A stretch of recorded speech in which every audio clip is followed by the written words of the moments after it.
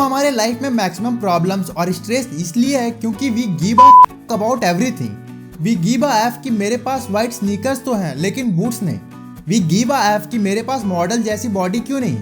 We give a F कि मेरे friends expensive restaurant में खाना खा रहे हैं लेकिन मैं घर का खाना खा रहा हूँ।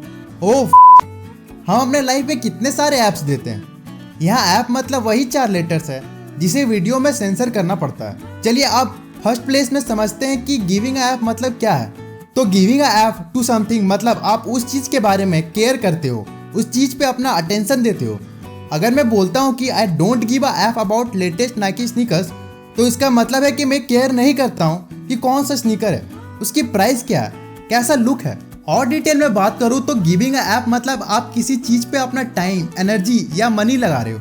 I don't give a app about Nike sneakers मतलब मैं अपना टाइम और एनर्जी वेस्ट नहीं कर रहा शूज़ के रिव्यू वीडियोस देखने में या उसके प्राइस चेक करने में। मैं अपने पैसे वेस्ट नहीं कर रहा उसे बिना नीड के खरीदने में। तो अब पता कैसे करें कि किस चीज़ को ऐप देना है और किस चीज़ को नहीं।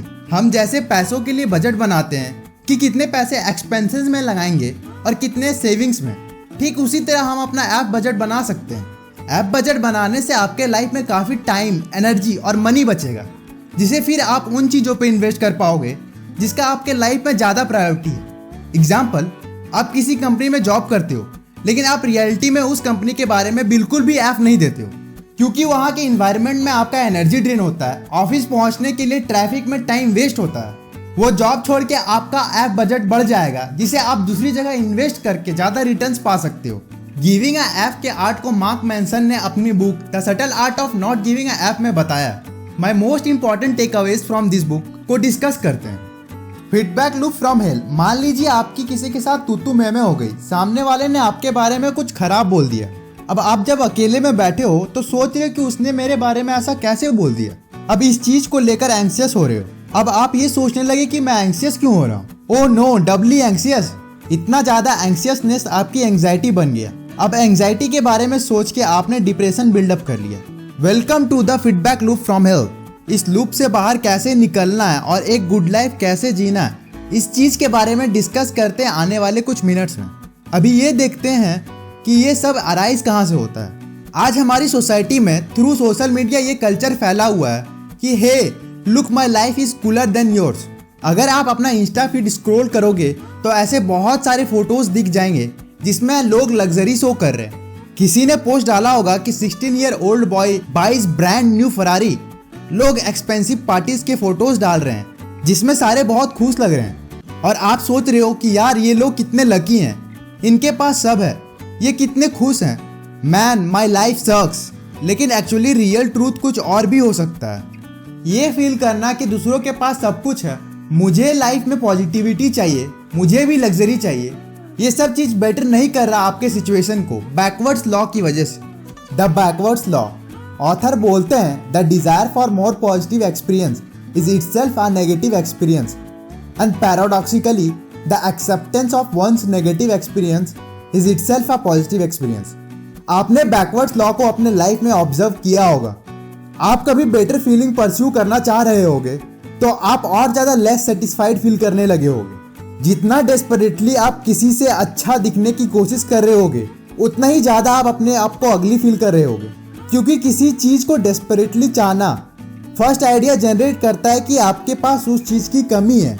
मे बी आप ये सोच रहे होगे कि ऑथर ये क्या बोल रहे हैं, लाइफ में डिजायर्स रखे ही नहीं, उस ड्रीम का क्या जब मैं एक बड़ा सा बंगलो खरीदना चाहता हूँ, एक हेल्दी एंड फिट बॉडी पाना चाहता हूँ, क्या मैं ये सब चीज़ अचीव नहीं कर पाऊंगा। ऑथर इस चीज़ के लिए लॉजिक देते हैं कि क्या आपने कभी नोटिस किया है जब आप किसी चीज़ के बारे में लेस केयर करने लगते हो, मतलब फालतू की ओवर थिंकिंग बंद कर देते हो, तो उसी चीज़ में आप सबसे बेटर करते हो। When you stop giving a F everything seems to fall in place. यही इंटरेस्टिंग बात है बैकवर्ड्स लॉ की। अगर पॉजिटिव को परस्यू करना नेगेटिव है तो नेगेटिव को एक्सेप्ट करना अपने आप में पॉजिटिव है। एग्जाम्पल के लिए, जो पेन आप जिम में बर्दाश्त करते हो वही पेन बदले में आपको हेल्दी बॉडी देती है, ना कि सिर्फ हेल्दी बॉडी पाने के ड्रीम को अपना एफ देना। आपको अपना एफ जिम के उस पेन को देना है, तभी आपको पॉजिटिव एंड हेल्दी बॉडी मिलेगी। Happiness comes from solving problems. School life में टीचर्स जब कोई इंटरेस्टिंग क्वेश्चन पूछते थे और हमारे पास प्रॉब्लम का सॉल्यूशन होता था तो हमें बहुत खुशी मिलती थी। हम तो एक्सपर्ट होते ही अपने दोस्तों के प्रॉब्लम्स को सॉल्व करने में, और जब हम उनके प्रॉब्लम सॉल्व कर देते हैं तो हम बहुत हैप्पी हो जाते हैं। प्रॉब्लम्स लाइफ में कांस्टेंट होते हैं, प्रॉब्लम्स ख़त्म नहीं होते हैं, बस या तो एक्सचेंज हो जाते हैं या बढ़ जाते हैं। एग्जाम्पल से समझे तो मान लीजिए मैंने अपने हेल्थ प्रॉब्लम्स को ठीक करने के लिए जिम मेंबरशिप ली। इससे मैंने और प्रॉब्लम्स क्रिएट कर दिए, लाइक सुबह जल्दी उठना, जिम में कार्डियो करके पसीना बहाना और रेजिस्टेंस ट्रेनिंग का पेन बर्दाश्त करना। लेकिन जब मैं ये सब प्रॉब्लम्स को सॉल्व करता हूँ तो लाइफ में बेटर बन जाता हूँ और एक डीप हैप्पीनेस का एहसास भी होता है। तो हमें इससे ये पता चला कि हैप्पीनेस कोई एक थिंग नहीं है, बल्कि एक फॉर्म ऑफ एक्शन है, एक एक्टिविटी है। हमारा इल्यूजन कि जब मेरे पास बहुत पैसे होंगे, ये कार होगी, वो बाइक होगी, तो मैं बहुत खुश हो जाऊंगा, ये गलत है। हैप्पीनेस एक कांस्टेंट वर्क इन प्रोग्रेस है, क्योंकि प्रॉब्लम्स को सॉल्व करना भी कांस्टेंट वर्क इन प्रोग्रेस होता है। तो कौन से प्रॉब्लम को एफ देना है और उसे सॉल्व करना है, ये आप खुद डिसाइड कीजिए और हैप्पी होते रहिए। Personal values. एक बार एक टैलेंटेड यंग गिटारिस्ट को उसके बैंड से निकाल दिया जाता है बिना रीजन बताए। उस बैंड ने अपनी पहली एल्बम साइन की थी जिसकी रिकॉर्डिंग स्टार्ट होने वाली थी, और रिकॉर्डिंग स्टार्ट हो उससे कुछ दिनों पहले गिटारिस्ट को बैंड से किक आउट कर दिया जाता है। गिटारिस्ट बहुत दिनों तक परेशान रहा उस इंसिडेंट के बाद से, और उसने डिसाइड किया कि वो अपना नया बैंड क्रिएट करेगा। उसने ग्रेट म्यूजिशियंस हायर किए और अपनी जर्नी चालू कर दी।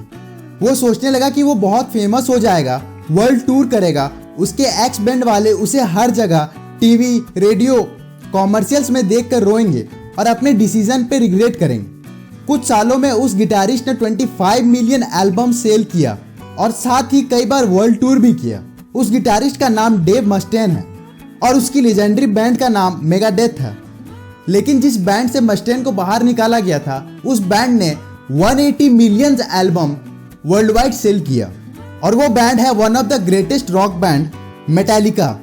मस्टेन ने इतना सारा कुछ अचीव किया, लेकिन फिर भी वो अपने आप को फेलियर मानता था और अनहैप्पी था, क्योंकि जिस वैल्यूज से मस्टेन अपने आप को जज कर रहा था वो सब सिटी वैल्यूज थे। अपने पर्सनल वैल्यूज को डिफाइन करना एक डिफिकल्ट टास्क है। इसमें हमें अपने आप से लगातार क्वेश्चंस करने पड़ते हैं, like why do I consider this to be success और failure, how am I choosing to measure myself. मैं जब feedback loop from hell discuss कर रहा था तो मैंने बोला था कि इस लूप से बाहर निकलने के सॉल्यूशन को देखेंगे। इस चीज़ की पहली स्टेप है कि हमें अपने आप से क्वेश्चन करना पड़ेगा कि मैं अपने आप को किस वैल्यूज से जज कर रहा हूँ। जिस आदमी ने मेरे बारे में खराब बोला, क्या वो मुझे अच्छे से जानता है? क्या मेरे एक्शन से बढ़कर उस आदमी के वर्ड्स हैं? आप अगर ये क्वेश्चंस करो और फिर सॉल्यूशंस को भी क्वेश्चन करो वाई से, तो आपको अपने कोर वैल्यूज क्लियर होते नजर आएंगे। हम अपने लिए खुद प्रॉब्लम्स को बढ़ाते हैं सिटी वैल्यूज से लाइफ को डिफाइन करके। Example, material success. जब हम ये डिफाइन करते हैं कि मेरे पास मटेरियल पोजीशन होगा तो मैं सक्सेसफुल हो जाऊंगा, ये एक सिटी वैल्यू है। पॉपुलैरिटी पाना कुछ और ही दिखा के, ये भी एक सिटी वैल्यू है जो आजकल सोशल मीडिया पे ट्रेंडिंग है। आप इंस्टा फीड स्क्रॉल करके सोचते हो माई लाइफ सक्स, लेकिन आपको अपने रियल वैल्यूज डिफाइन करने होंगे, like honesty, having a real friend etcetera. तो आप समझ पाओगे कि योर लाइफ डज नॉट सक, द वे यू जज your life sucks.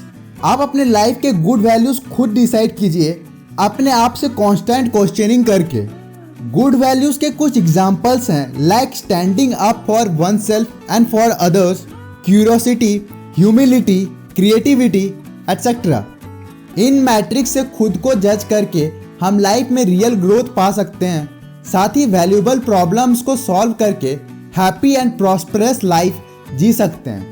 Mark Manson ने इस बुक में और भी कुछ काउंटर इंट्यूटिव अप्रोच डिस्कस किए हैं एक गुड लाइफ के। इस बुक की लिंक डिस्क्रिप्शन में डाली हुई है, आप वहां से इस बुक को परचेज कर सकते हो। कमेंट करके बताइए आपको कौन सा वैल्यू गुड वैल्यू लगा जिसे आज से आप अपने लाइफ में इम्प्लीमेंट करोगे। अगर मैंने आपसे इन कुछ मिनट्स में रियल वैल्यूज शेयर किया है तो इस वीडियो को एक लाइक देकर अप्रिशिएट कीजिए। साथ ही लाल वाले बटन को अपना ऐप देकर इस चैनल को सब्सक्राइब करें और बेल आइकन को प्रेस करके नोटिफिकेशंस ऑन कर लें, क्योंकि और भी बहुत सारे एक्साइटिंग वीडियोस आने वाले हैं। थैंक यू सो मच दोस्तों। Keep watching book talk, read, learn and grow.